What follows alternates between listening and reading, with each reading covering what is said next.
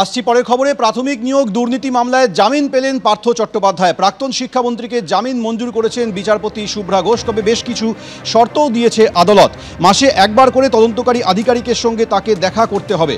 নিম্ন আদালতের এলাকা ছাড়তে পারবেন না, আদালতে ফোন নম্বর জমা দিতে হবে। নিয়োগ দুর্নীতি সব মামলায় জামিন পেলেন পার্থ চট্টোপাধ্যায়, দাবি তার আইনজীবীদের। যদিও এখনই প্রাক্তন শিক্ষামন্ত্রীর জেল মুক্তি নিয়ে সন্দিহান আইনজীবীরা। নিয়োগ দুর্নীতির অন্য মামলায় বিচার প্রক্রিয়া নিয়ে সময়সীমা বেঁধে দিয়েছে সুপ্রিম কোর্ট। সেই প্রক্রিয়া শেষ হতে এখনও কিছুটা সময় লাগবে বলে আইনজীবীরা জানিয়েছেন। 1 মাসের মধ্যে চার্জ গঠন, 2 মাসের মধ্যে সাক্ষ্য গ্রহণ সম্পন্ন করতে হবে। 18ই অগস্টে রায় জানিয়েছিল সুপ্রিম কোর্ট।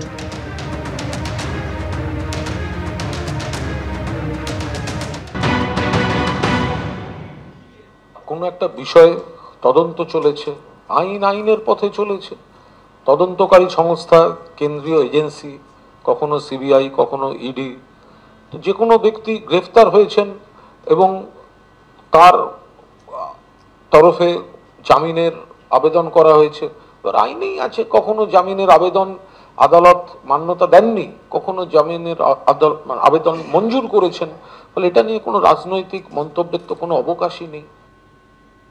প্রায় 3 বছরেরও বেশি সময় ধরে জেলবন্দী হয়ে রয়েছেন প্রাক্তন শিক্ষামন্ত্রী পার্থ চট্টোপাধ্যায়। 2022-এর 23শে জুলাই পার্থ চট্টোপাধ্যায়কে গ্রেফতার করে এনফোর্সমেন্ট ডিরেক্টরেট। শিক্ষক নিয়োগ দুর্নীতি মামলায় টানা প্রায় 19 ঘন্টা জিজ্ঞাসাবাদের পর গ্রেফতার করা হয়। তার বান্ধবী অর্পিতা মুখোপাধ্যায়ের ফ্ল্যাট থেকে উদ্ধার হয়েছিল নগদ প্রায় 50 কোটি টাকা। এছাড়াও বহুমূল্য গয়না উদ্ধার হয়েছিল সেদিন। 2024 সালের 1 অক্টোবর প্রাথমিকের নিয়োগ দুর্নীতি মামলায় তাকে শোন অ্যারেস্ট দেখায় সিবিআই। সম্প্রতি এসএসসির গ্রুপ সি নিয়োগ দুর্নীতিকাণ্ডে সিবিআই মামলায় পার্থ চট্টোপাধ্যায়কে জামিন দেয় সুপ্রিম কোর্ট। চলতি মাসের 3 তারিখ এসএসসির আরও 2টি মামলাতেও জামিন পান প্রাক্তন শিক্ষামন্ত্রী, আর আজ প্রাথমিকের নিয়োগ দুর্নীতি মামলায় জামিন পেলেন।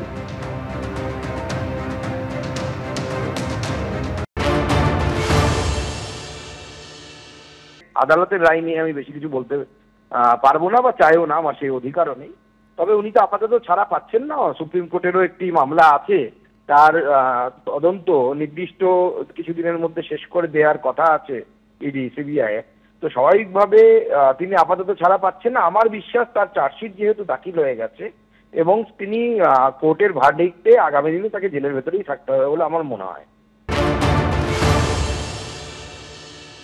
এটা একটা স্বাভাবিক আইনি প্রক্রিয়া। একজন বিচারাধীন বন্দী বেশি দিন তো থাকতে পারেন না, সেক্ষেত্রে তিনি প্রায় 3 বছরের উপর আছেন। এখন তদন্ত শেষ,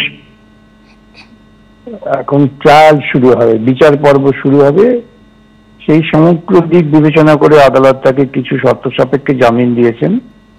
এর মধ্যে বিশেষ কিছু রহস্য খুঁজে বার করার কোনো কারণ নেই, বরং জামিন না হওয়াটাই তো খারাপ আইনের চোখে। সাক্ষীর ব্যাপারটা সম্পূর্ণ শুরু করে, যাকে বলে আইনের ভাষায় উইটনেস যে শুরু হয় তাকে বলে, সেই পর্বটা চালু করে তারপর তাকে ছাড়া হবে, যাতে বিচার প্রক্রিয়ায় কোনো বাধা সৃষ্টি না করতে পারে। সেজন্যই সে আপাতত হয়তো কিছুদিন তাকে থাকতে হবে। ইডি দপ্তরে ফের হাজিরা দিলেন কারামন্ত্রী চন্দ্রনাথ সিংহ। গতকালের পর আজও ইডি দপ্তরে আসেন কারামন্ত্রী। সকাল 10:30 নাগাদ ইডি দপ্তরে এসে তিনি হাজিরা দেন। গতকাল প্রায় 7 ঘন্টা তাকে জিজ্ঞাসাবাদ করা হয়েছিল। গতকাল আর্থিক লেনদেন ও অ্যাকাউন্টে নগদ টাকার উৎস নিয়ে ইডির আধিকারিকরা প্রশ্ন করেন। আয়কর দপ্তরের ডিক্লারেশন স্কিমে চন্দ্রনাথ সিংহ সম্পত্তি নিয়েও প্রশ্ন করা হয়। এই সংক্রান্ত নথিও চাওয়া হয় চন্দ্রনাথ সিংহর কাছে। নথি নিয়ে আজ ফের ইডি দপ্তরে আসেন কারামন্ত্রী চন্দ্রনাথ সিংহ।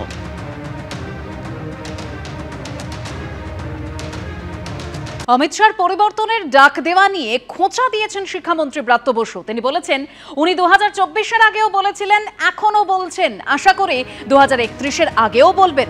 শুনুন কি বলেছেন শিক্ষামন্ত্রী। 21 সালে উনি এই সোনার বাংলার কথা বলেছিলেন, মায়ের কাছে পুজো দিয়ে বলেছিলেন, আসতে পারেননি। 26-এ পুজো দিচ্ছেন, আসতে পারবেন না। 31-এও আমি ওনাকে জানাবো আবার যেন এসে উনি মায়ের কাছে পুজো দিয়ে আবার সোনার বাংলার স্বপ্ন দেখেন এবং দেখান।